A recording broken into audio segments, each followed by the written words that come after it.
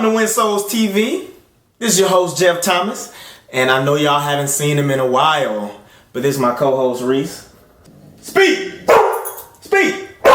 Okay. So he says hello, y'all. I'd like to read a Bible verse for you today. The first verse we are coming out of is Romans 6:23. Let me read that to you guys. But now being made set free from sin and become servants to God, ye have your fruit unto holiness and in everlasting life. For the wages of sin is death, but the gift of God is eternal life through Jesus Christ our Lord.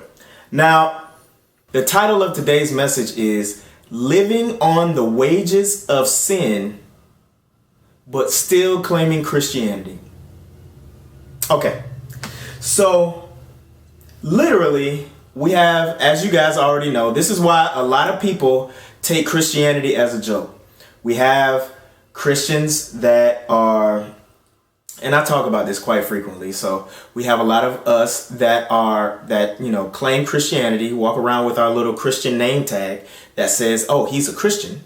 And then, we get really active in church, we do all of this stuff, we turn church into an idol.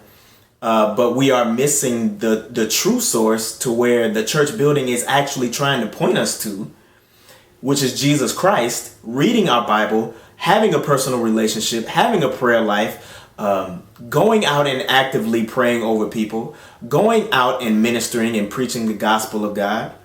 That is the mark of a true Christian. But we have people that are content just going to church, being active in church, and then doing whatever they want to outside of church.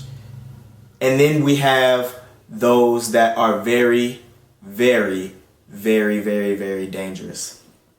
And so with that said, I'm going to tell you guys a little story. So I have a friend, and she's great. She's a great woman of character, and she is a new Christian. Okay. And so she was texting me, like asking me questions about, this, that, and the other. And so, I would text her back and, all of this jazz, right? So, she just literally, and I just loved how serious she was because, she asked me like, what's a good Bible to get? And, I just sent her a link to it on Amazon, and immediately, like, she bought it. Like the next day it was at her house. She sent me a picture and I was like, oh, she owned it. She is serious about really getting to know who Jesus is. You see what I'm saying? And the first thing that she wanted to know was, who is this Jesus person that all these people talk about? Not, okay, she wasn't thinking of, okay, well, what church should I go to first? You see? Huge difference. But anyway, a little bit about her background, and she told me it was okay for me to tell her story a little bit.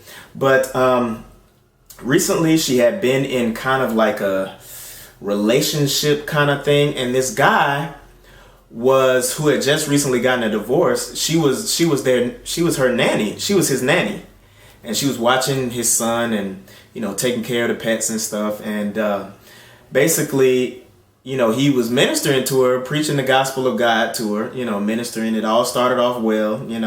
And she was living at the house, so everything's fine, everything's good. And then out of a little bit of time, he started sleeping with her, okay? And, of course it was consensual. But at the same time, though, it was like, after the fact, it was like his whole demeanor changed. It was like, yeah, he was ministering the word to her, but only in the sense of, eventually I really want to get in your pants kind of thing.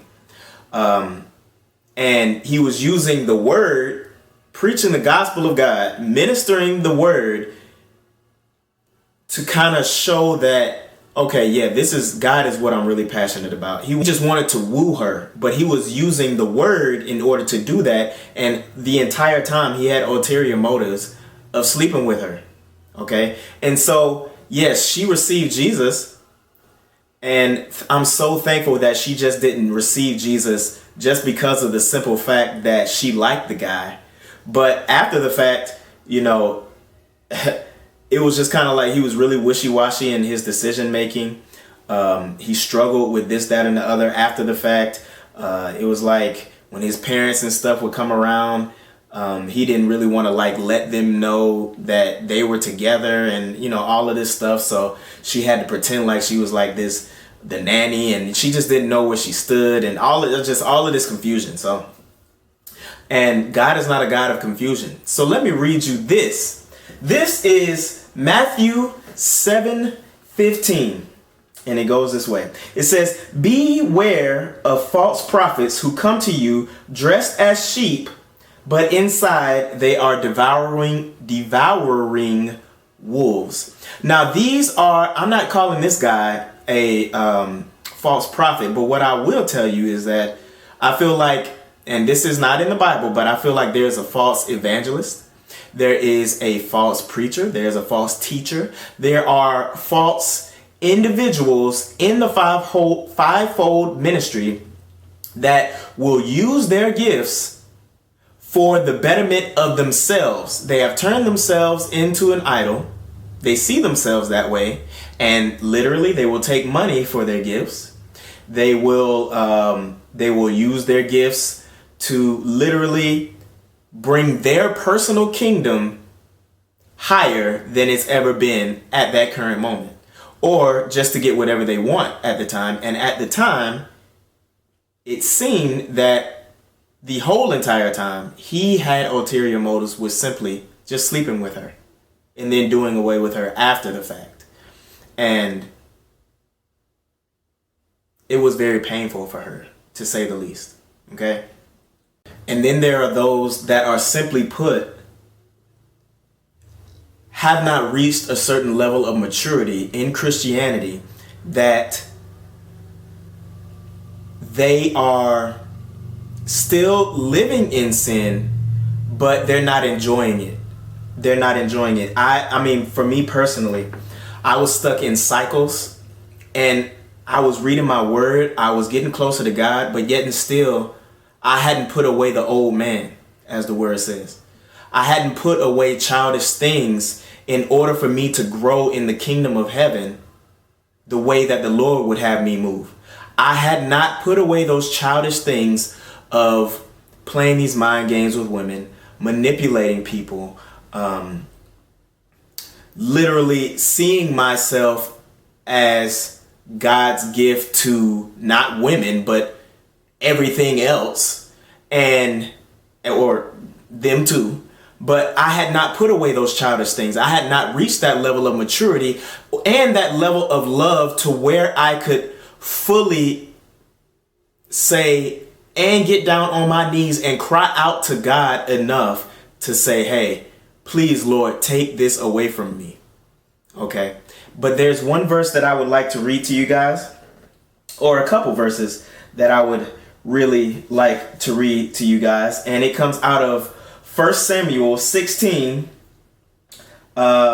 6 through 7. And it says, "But when they came, he looked at Eliab and said, 'Surely the Lord's anointed is before him.'" Now, keep in mind, Samuel is actually looking for David. But see, he's looking at the outer appearance of people. Okay? And it says, "But the Lord said to Samuel, 'Look not on his appearance or at the height of his stature, for I have rejected him. For the Lord sees not as a man sees, for a man looks at the outward appearance, but the Lord looks at his heart.'" Now, I will say this. There are those individuals that are stuck in those cycles that don't know any other way of life.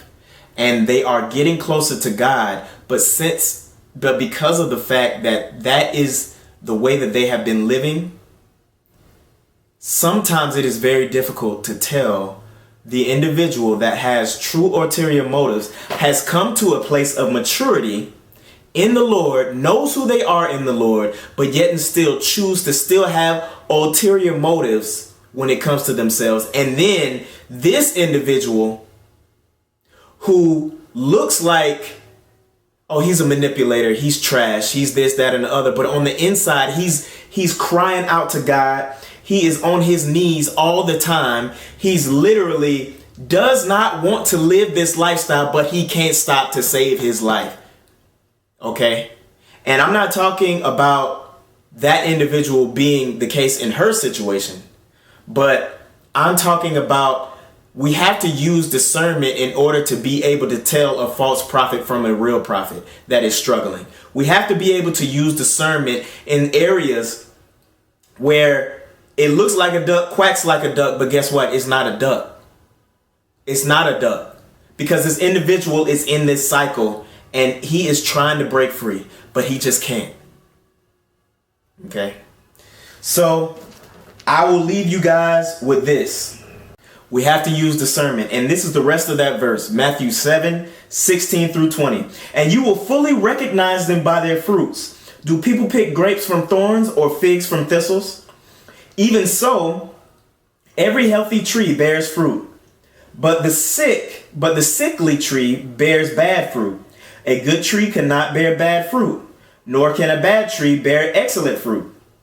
Every tree that does not bear good fruit is cut down and cast into the fire. Therefore, you will fully know them by their fruits.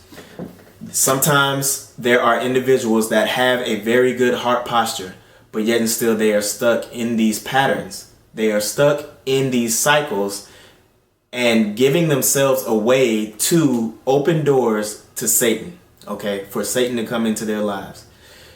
They too are using their gifts, not necessarily knowingly, but to get what they want at the same time. But yet and still, they don't necessarily want to live that lifestyle.